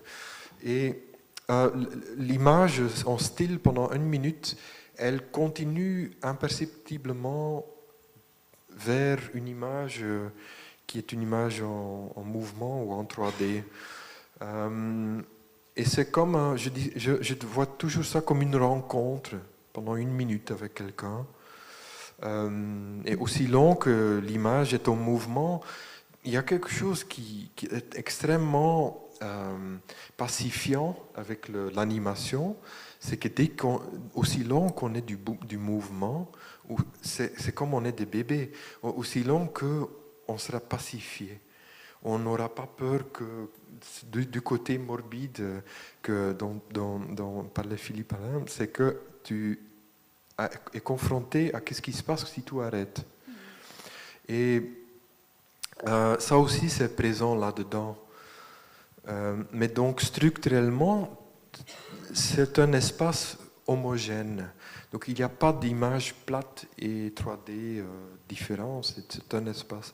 Mais évidemment, c'est bizarre un peu, surtout ce qui se passe avec l'eau, comment elle se transforme dans une sorte de troisième matière qui n'est ni l'eau ni l'huile, mais qui est une sorte d'artificialité. Hein.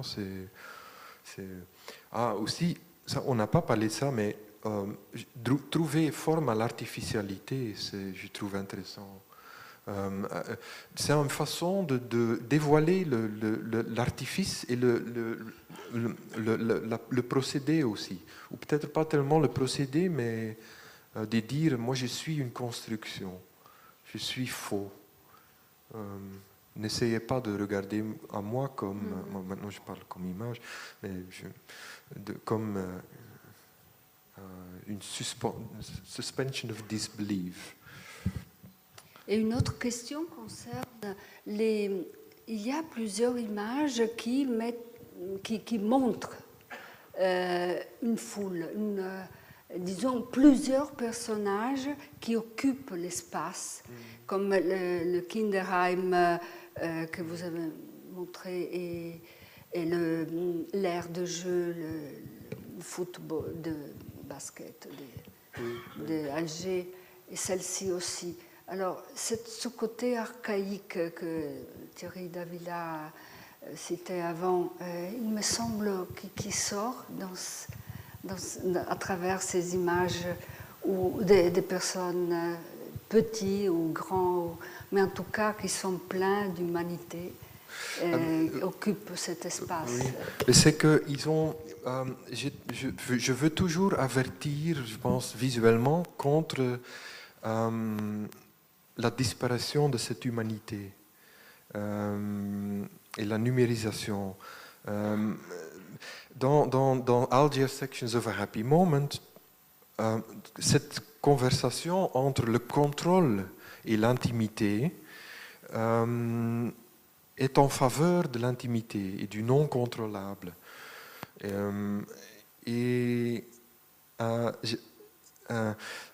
C'est étrange que ça donne un effet archaïque des personnages, mais il y a un autre effet dans Algiers Sections of a Happy Moment, c'est que le plus qu'on regarde ces photos des êtres humains, le plus qu'on commence à les apercevoir comme des sculptures en béton ou en, je ne sais pas, quelque chose, un autre matériel que la photographie en tout cas.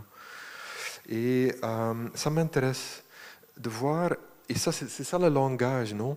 C'est qu'on lit le béton ou la sculpture, mais avec ça on lit aussi que l'humanité a disparu et que c'est devenu un objet manipulable.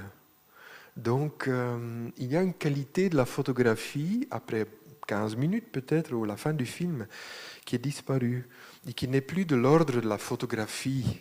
Parce que l'ordre de la photographie, c'est l'ordre du chair et du sang et du battement de cœur, le côté morbide, le passage de la vie.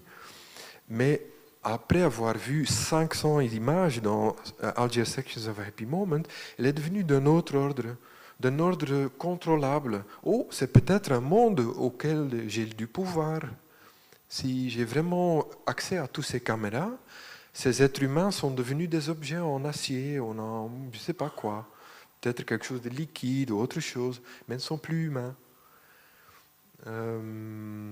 Et c'est ça aussi grâce au passage du temps.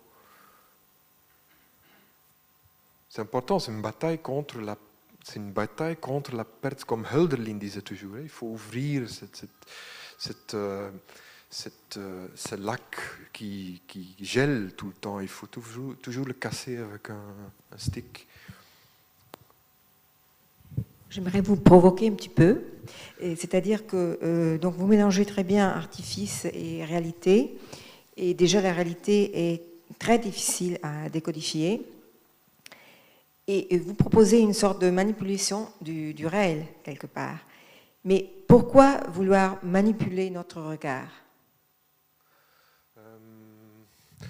C'est quand même ma sœur, hein. Je ne tape pas dessus. Mais il faut donner des petites choses. Mais c'est ce que vous dites, en fait, j'entends souvent et j'ai bien peur ça me fait penser à une histoire. La reine belge vient voir mon exposition à Wils et je passe 1h30 avec elle et j'explique comment j'ai fait tout et tout et tout et elle est très fascinée. Enfin, c'est-à-dire, elle fait toujours comme ça. Et à la fin, elle a dit une chose: mais pourquoi vous faites tout ça? Avec un regard un peu, pourquoi? Qui est-ce que vous voulez manipuler ou qu'est-ce que vous voulez? Et quand ce moment est venu, je dois dire, je suis bien coupable. J'ai fait quelques interventions de manipulation. Et de temps en temps, j'ai bien peur d'être un peu enseignant comme ça, qui fait le doigt dans l'air et qui dit mais souvenez-vous de continuer à regarder et observer. Et j'ai bien peur de ça, hein. Ça peut être une faiblesse parfois. Mais je pense que l'important, c'est que la manipulation soit à l'avant-plan. C'est que la manipulation soit qu'on voit qu'on voit la manipulation, qu'on voit que c'est une construction. Même il y a une autre pièce qui est The Quiet Shore, qui est une pièce qui a été faite au bord de la mer. Mais la mer a été complètement effacée et changée en un miroir parfait. Et ça, c'est l'image la plus artificielle qui soit, la plus manipulée qui soit. Mais la perception générale de la scène, elle est complètement... c'est la chaleur de l'été au bord de la mer. Donc il y a deux éléments qui sont complètement manipulés. Oui, c'est très manipulé, oui. C'est-à-dire que tu manipules les images, mais pas le regard. Et Ah, que manipuler les images, c'est ne pas manipuler le regard. Oui, j'aimerais bien manipuler le regard. Hein. Oh là là, si je pouvais. Mais c'est impossible. Hein.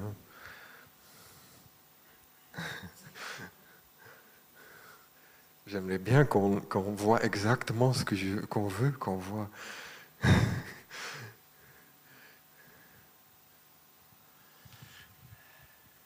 Mais ça, c'est de l'ordre du stalinisme. C'est un monde idéal.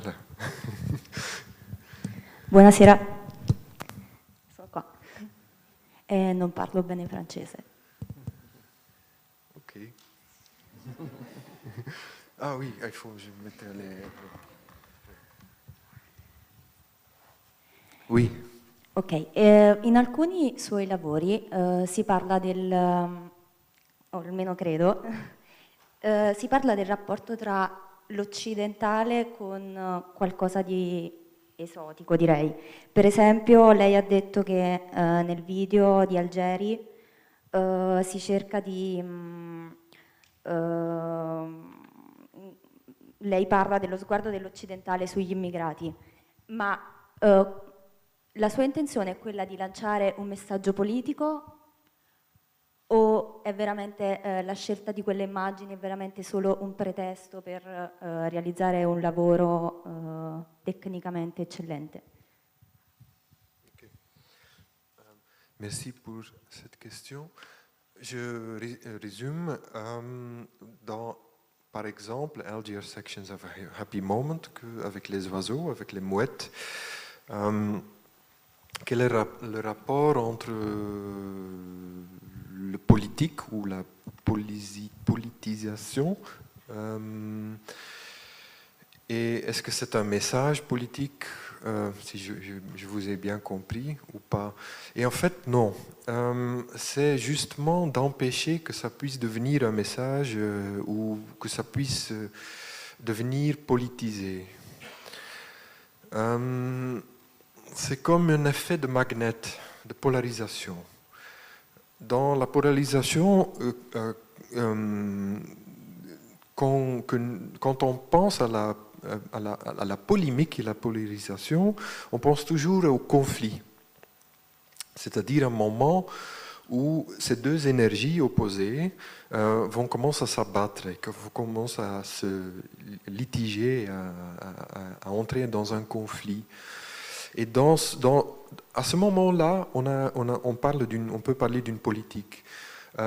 Mais je voudrais justement que ce soit empêché d'être politisé. Et parfois, j'ai fait l'erreur quand je parlais de cette pièce-là, d'aller prendre l'exemple de la Palestine, de la discussion des territoires palestiniens, et l'impossibilité de la communication avec le peuple israélien et l'impossibilité en fait de résoudre ça. Et dans le langage, dans la conclusion, en fait, l'État d'Israël serait les mouettes et les petits voyous seraient évidemment les Palestiniens. Et je ne fais plus ça parce que, pour être honnête, ce n'était jamais l'intention. Mais ça devient une lecture d'un réalisme politique que je pense qui est absolument trop présent et esthétisé dans l'art contemporain. Et ce que je regrette, c'est que la politique est esthétisée. Et elle manque précisément ce qu'elle veut obtenir. Et donc je ne voudrais pas qu'il soit possible d'en conclure certaines choses. D'ailleurs, ça a été toujours mon but, c'est de polémiser, si vous voulez, une matière, et non pas un problème politique. Donc, c'est un peu le contraire de ce que j'appelle le réalisme d'aujourd'hui. Et d'ailleurs, c'est parfois marrant. J'ai eu un curateur récemment qui me visitait et qui me disait oh, « Je fais toujours des expositions politisées. Maintenant, je viens chez vous parce que chez vous, vous esthétisez les choses tellement. » J'ai dit « Ah tiens, c'est exactement une des lectures qui m'amuse beaucoup, mais qui, je pense, qui ne sont pas conclusifs. » D'ailleurs aussi, j'insiste que Oil Work, c'est une pièce impressionniste, si vous voulez. C'est une pièce sur une matière, sur une étude de lumière. Et que Bordeaux Peace, par exemple, c'est aussi une pièce qui est une étude sur la lumière. En fait, la rhétorique puisse échapper, c'est un échappement de ce poids que a le réalisme qu'on connaît aujourd'hui. C'est un peu trop élaboré sur cette question, je suis désolé.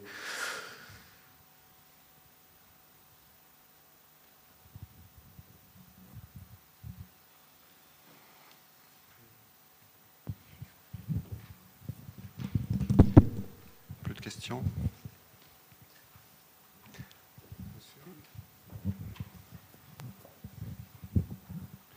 En fait, vous expliquez que vous faites flâner, caresser une image. Vous montrez en fait une image sous tous ses côtés, sous toutes ses facettes.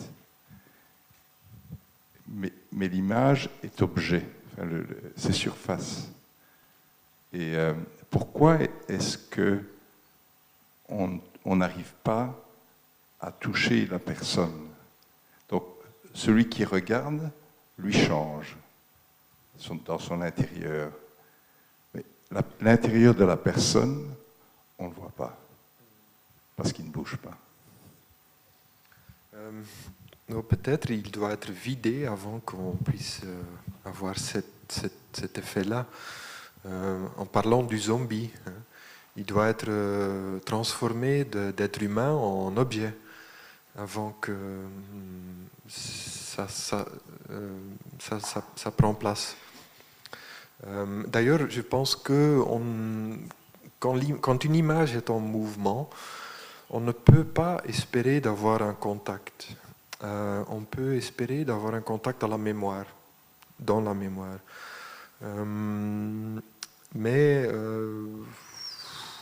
Disons, moi je dis toujours, je sais que je viens un peu ordinaire quand je compare ça avec la pornographie, qui a, par grâce d'un événement biologique en nous, qui nous donne l'impression qu'on est en certain contact avec quelqu'un. Mais dès qu'on enlève cet événement biologique, purement biologique, il ne reste rien autre chose que le pouvoir sur l'image, mais pas de contact. Et voilà. Oui, vous avez raison, hein, c'est ça, il faut vider. Mais c'est toujours la polémique de la photographie, c'est que est-ce que c'est un objet ou est-ce que c'est un être humain, non? C'est quand on parle de la photographie du film Tau, au début on dit ah, l'être humain, on va pouvoir s'en souvenir à jamais, on n'a plus besoin, on peut mourir demain, on est quand même déjà éternisé. Mais paradoxalement, il fallait justement perdre ça et ce contenu. Hein. Et ça sera, à mon avis, toujours la fascination avec l'image. Et le grand angst, la grande peur, c'est de perdre cette... J'appelle ça une religion, hein, c'est de perdre cette authentication entre la caméra, le dévi qui a fait cette image-là, et disons que ce soit un personnage, la connaissance que ça a été là-bas commence à se désintégrer. Je pense que collectivement, on commence à comprendre que ce qui a été devant la caméra n'a jamais été là, n'est qu'un concept, qui devient de plus en plus un concept pixelisé, digitalisé, et qu'avant tout, on va surtout voir des propositions, même si nous allons croire que ce soit des choses accidentelles,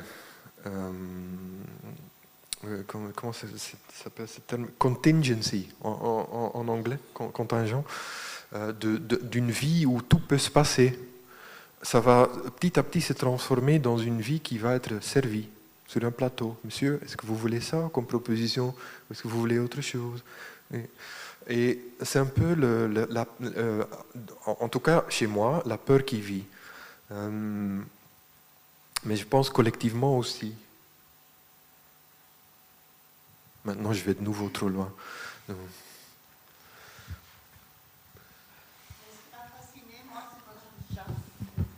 Ce qui m'a fasciné, justement, c'est votre chat qui échappe à ça. Le chat? Oui. C'est le film du oui. chat. Oui, le chat, c'est un peu comme un thème... Lui ne subit pas cette presque abstraction de la chose. C'est comme s'il échappait à... Le chat, il a beaucoup souffert hein, quand il a été filmé. Mais le fait, j'ai fait plusieurs pièces avec le chat. En fait, peut-être pour expliquer un peu plus généralement, ma première pièce, c'était une pièce avec un chat et un oiseau. Qui sont l'un à l'autre à côté tranquillement, sans s'attaquer. Déjà ça, c'est le contraire du conflit, mais évidemment il y a du conflit. L'oiseau n'a pas vécu longtemps, le chat, le pauvre. Je ne le ferai plus aujourd'hui, je vous le promets. Mais le chat comme sujet, parce que je vis avec un chat, et je l'observe souvent, c'est un peu comme... Dans la peinture, comme une nature morte ou deux chaussures sur la table. C'est un sujet qui est accessible facilement et qui libère, qui n'est pas compliqué, qui donne toujours des idées. C'est ça un peu la raison pour le chat.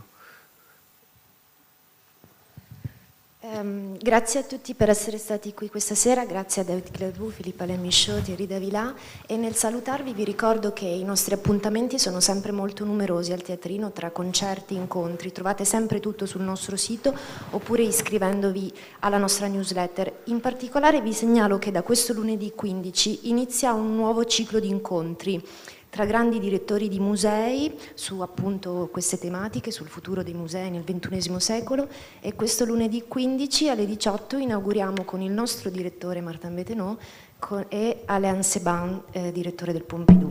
Grazie.